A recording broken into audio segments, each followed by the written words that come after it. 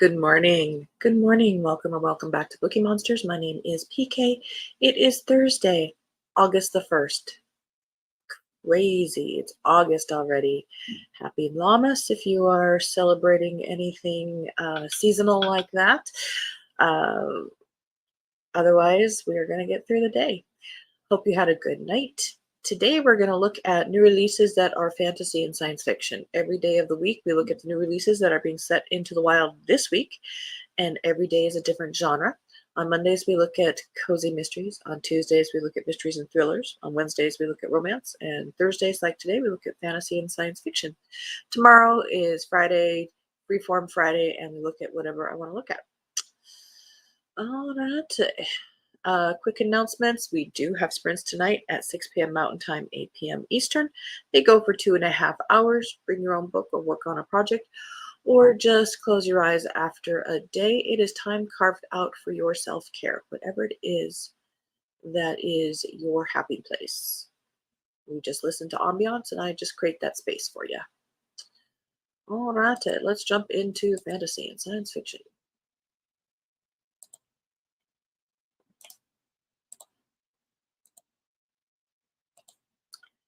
Zealots and Zeniths, cozy fantasy. That's becoming a big thing now. By S. Usher Evans, 7th in the Weary Dragon Inn series. And it looks like they're cranking them out.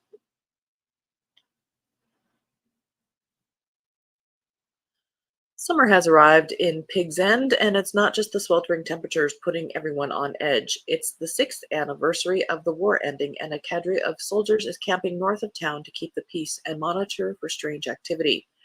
Rumor has it, a rebellion is brewing, one that threatens to plunge the country back into war. Not that anyone in Pig's End is keen on that. At the Weary Dragon, Bev's playing host to the usual set of travelers, including Butcher of Valora's old commander, Andres. The retired kingside soldier came to visit his dear friend as well as provide some insight into Bev's mysterious past. But when the Queen's soldiers find themselves the victim of mischief in their encampment, they've got one suspect, Andre. Bev's on the case to clear his name, but things aren't quite as simple as they seem. Could Andre really be fomenting rebellion in plain view, or is there something else more magical happening? Read it and find out.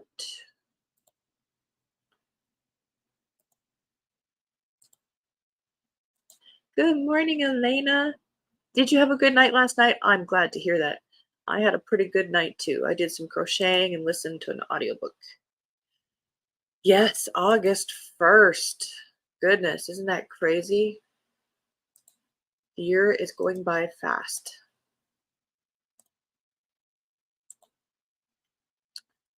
Beneath These Cursed Stars by Lexi Ryan. Princess Jaslyn has a secret. Armed with an enchanted ring that gives her death's kiss, Jazz has been sneaking away from the palace at night to assassinate her enemies. Shapeshifter Felicity needs a miracle. Fated to kill her magical father, she's been using her unique ability to evade a fatal prophecy. When rumors of evil King Mortius's resurrection spread through the Shadow Court, Jaslyn decides to end him once and for all. Felicity agrees to take the form of the princess, allowing Jazz to covertly hunt Mortius and starting Felicity on the path that could finally take her home. While Jaslyn teams up with the charming and handsome Kendrick, Felicity sets out to get closer to the wild Fae King, Misha. Kendrick helps Jaslyn feel something other than anger for the first time in 3 years, and Misha makes Felicity wish for a world where she's free to be her true self. Soon the girls' missions are at risk right alongside their hearts. The future of the human and fae realms hangs in the balance as fates intertwine. Between perilous tasks, grim secrets, and forbidden romances, Jaslyn and Felicity find that perhaps their stars are the most cursed of all.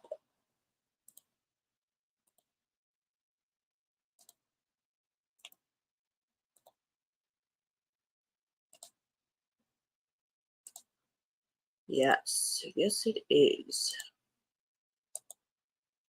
Navigational Entanglements by Aliette de Baudard.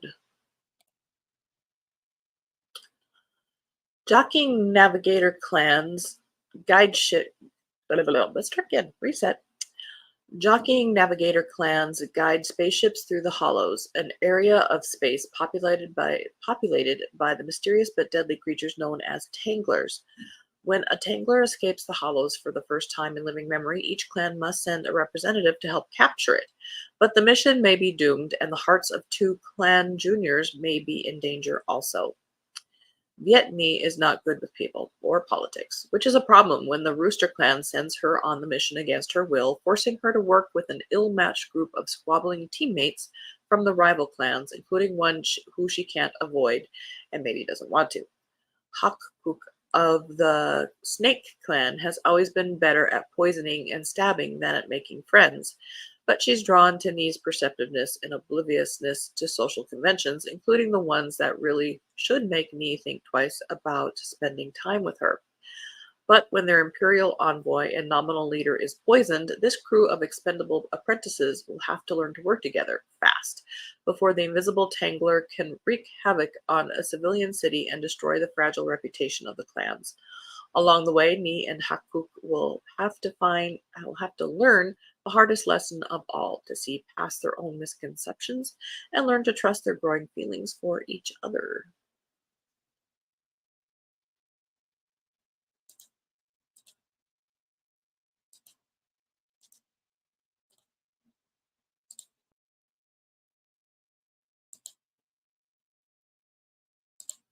Blade of Mercy by S.E. Babin, second in the Book of the Virago. Sorry, coffee was desperately needed. Corruption grows within the stones of Luna, jeopardizing all the lands of Lunamore. Harlow is safe in the kingdom of shadows, nursing her jagged heart, but avoiding her sister. Sensing her reluctance to mend fences, Shade gives her a time limit to put herself back together and step up to become the warrior she's always meant to be. But when Bloom returns, bearing an urgent message, Harlow has no choice but to put her grievances aside and learn to harness her magic once and for all. Desminda stands at a crossroads, a throneless queen who can fight for her people or slink away into exile, losing her birthright and everything she's ever known. When she learns of the corruption seeping into Thornwood, she realizes she can't reclaim her throne alone. Together, Desminda and Harlow will travel the lands, seeking allies to force Thornwood's usurper into submission, but greater forces are at play, sundering their partnership, leaving Harlow at the mercy of witches and Desminda to gather allies using only her charm and wits.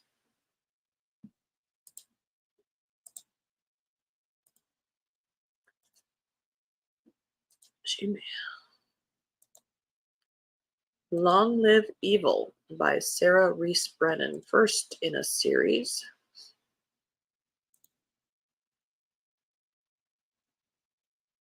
A tale for everyone who's ever fallen for the villain.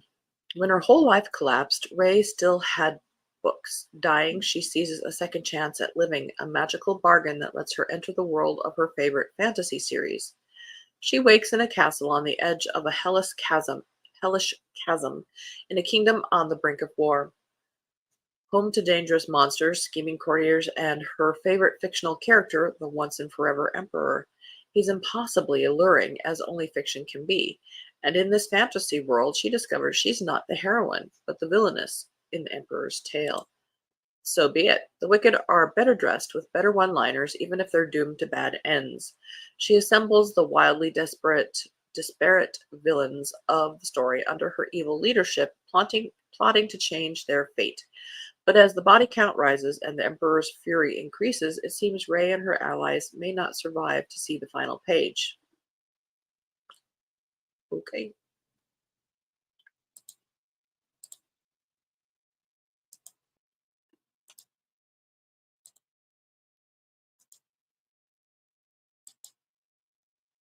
The Mirror of Beasts by Alexandra Bracken. Why does that name sound familiar? This is a sequel to Silver in the Bone. With the dream of Avalon in ruins, Tamsin and her friends are all that stands in the way of Lord Death's plans to unleash the horrors of Onwin on the world of the living. As the wild hunt carves a bloody path across continents, Tamsin is mustering allies, tracking down powerful artifacts, and traversing into new other lands in search of a way to stop him. Legend tells of a mirror of beasts powerful enough to trap even Lord Death in its accursed glass, but the mirror is not all that it seems. Tamsin must confront her own darkest secrets if she hopes to tap the mirror's strength and defeat her enemies. Okay.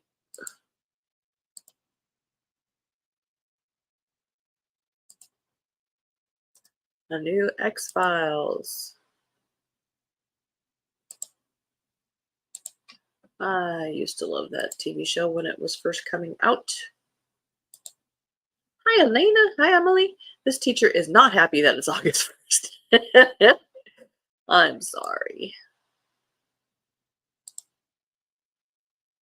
X-Files Perihelion by Claudia Gray. The truth is out there, but so are lies. Fox Mulder and Dana Scully are still reeling from the death of their son William as they struggle to find purpose away from the X-Files. Though their current relationship is tenuous, they hope to seize their second chance to be a family despite the many questions surrounding Scully's pregnancy. Again? Then the FBI asks for their help on a case that hits all too close to home, a serial killer in the Washington, D.C. area who targets pregnant women. The killer appears to possess a mysterious, uncanny power over electricity, which is enough for the Bureau to reopen the X-Files if Mulder and Scully are willing. They cautiously agree, concerned about the safety of their own unborn child, yet committed to finding justice for the killer's victims. But the return to the FBI sparks the interest of a shadowy cabal, the heirs to the now-dead syndicate, and Mulder and Scully soon discover that what at first seems to be just another X-File is connected to a worldwide threat on an unprecedented scale, one with their own future at its heart.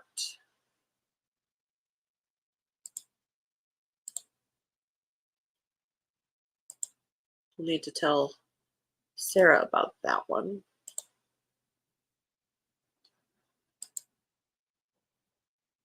Speaking of Sarah, her package should be delivered today. Nine-Tailed by J.C. Lee, first in the Realm of Four Kingdoms. An enemy on her tails, an innocent at her side, and a dangerous power within her that could destroy them all. This is Korean folklore. Sunny Cho aspires to be the dullest, least interesting person in any given room, which can be challenging for a nine-tailed fox spirit. So she drifts from city to city, staying clear of any and all attachment, and keeps her fox buried deep inside her. It is better this way. She would rather live as half of herself than risk losing control of her terrible powers. Ethan Lee, a friend she left behind 8 years ago, is a brilliant and distractingly hot PI. When he tracks her down and asks her to help him find his brother's murderer, Sunny knows her uneventful life is about to be turned upside down. Traversing the mortal realm and the world of gods, Sunny and Ethan discover their quest is much more dire than mere vengeance, and their friendship might be more. An ancient evil is stirring, and Sunny is faced with an impossible choice: save the worlds from annihilation, or claim the love fated by the heavens. Can't we have both? Both, please.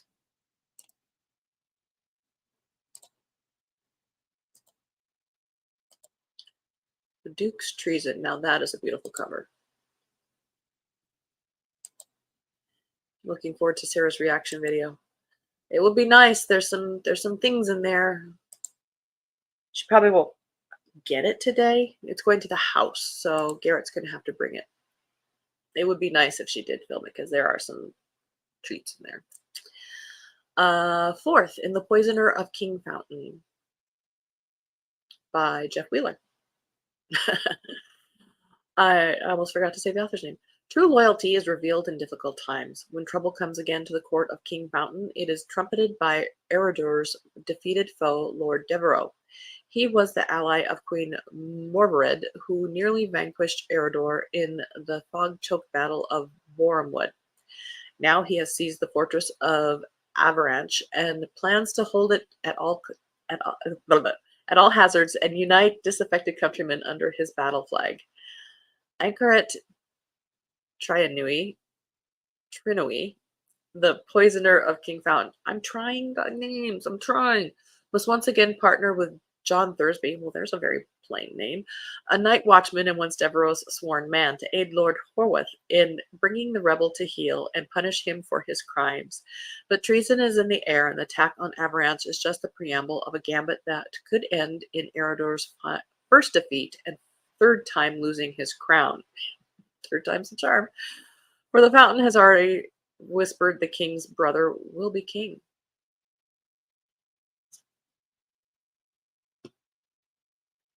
Dude, it's not yours.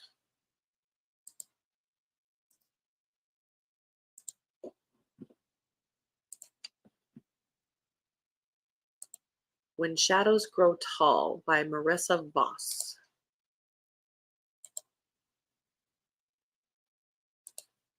None of us know how to pronounce the names until the audiobook comes out. That is true. I try. In the Grasp, capital G, a realm on the threshold of enlightenment, the Dactyli guard the fading embers of their ancient brotherhood, dedicated to the pursuit of absolute truth. Lovelace and Gunner, two of the Order's last rangers, find themselves on the precipice of a changing world. When the Order faces a fatal threat from within, Lovelace and Gunner embark on a dangerous ranging, whereon they discover that more than the welfare of the Order is at stake. A rogue Dactyli named Alev amasses an army of those he calls the Burned Ones, mercenaries wielding elemental forces. Lovelace and Gunner are forced to grapple with unimaginable implications. Meanwhile, the Grasp languishes under the oppressive rule of Osbert, who exploits the recent advent of the printing press to smoor the fires of budding enlightenment. To smoor them. A young woman, work that into a sentence today during a conversation. That's your challenge. A young woman named Kylene undertakes a journey to find her missing father, a prominent printer wanted for sedition. Her path leads her to the a mysterious group.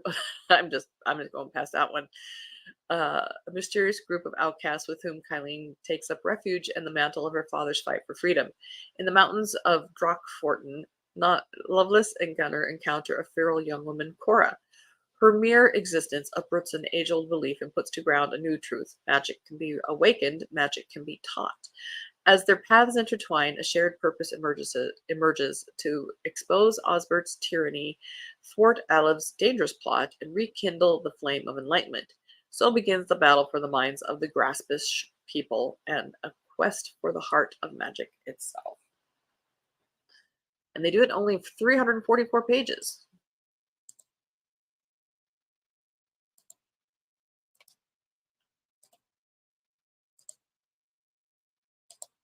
Galactic Satori Wars by Nick A. Breaker, third. Oh, Galactic Satori Wars Invasion. That's the name of the series, Galactic Satori Wars. Sorry. That last one just took the spit right out of me. Asher continues his fight and will not quit, but how can one young man's determination defeat advanced alien technology and ruthlessness? Humanity is stretched thin and is at a breaking point. Exclamation point. Earth's World Security Organization is in play now, but even with their resources, their outlook is bleak. Exclamation point. Can help from an ancient and benevolent alien race change the tide? Even with their assistance, how can 8 augmented young people hope to defend humanity from a race of aliens that can also predict the future? Time is short, and the people of Earth are doomed unless Asher and team can figure out a way to stop them. Tricked into building a portal that could move humanity into a new technological future, the invading aliens plan to commit genocide on Earth and use humanity's own greed and thirst for power to pull the switch! Exclamation point. Oh my. Last one for today.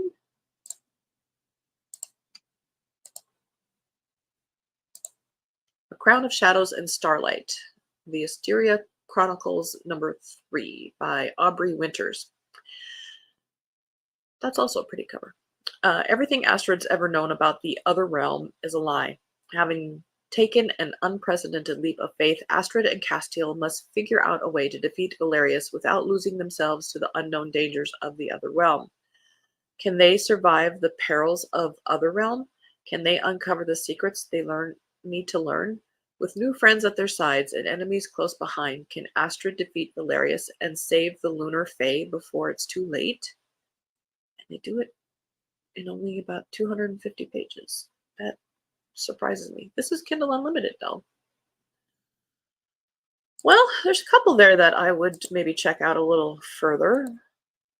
Not that I have 1,000 books on my TBR or anything like that. But I do. But yes, I will probably check out a couple more on there before I delete them from my list. All right, well, thank you guys. That is fantasy and science fiction being released this week. I did not include, there's like lit RPG and things like that I did not include, but it's a good sample. Okay, so tomorrow morning show is Freeform Friday. I'm not sure. I usually pick things that sound interesting or if we didn't have time for. If I remember right, we had time for everything today, this week. So it just might be some interesting things. Or we might talk about Garb August. We'll see. I don't know. I don't know till tomorrow. Hope you guys have a good Thursday. Be safe. Read good books. And as the banner says here, don't be a bookworm. Be a bookie monster. Yes, we do have sprints tonight. Nom nom.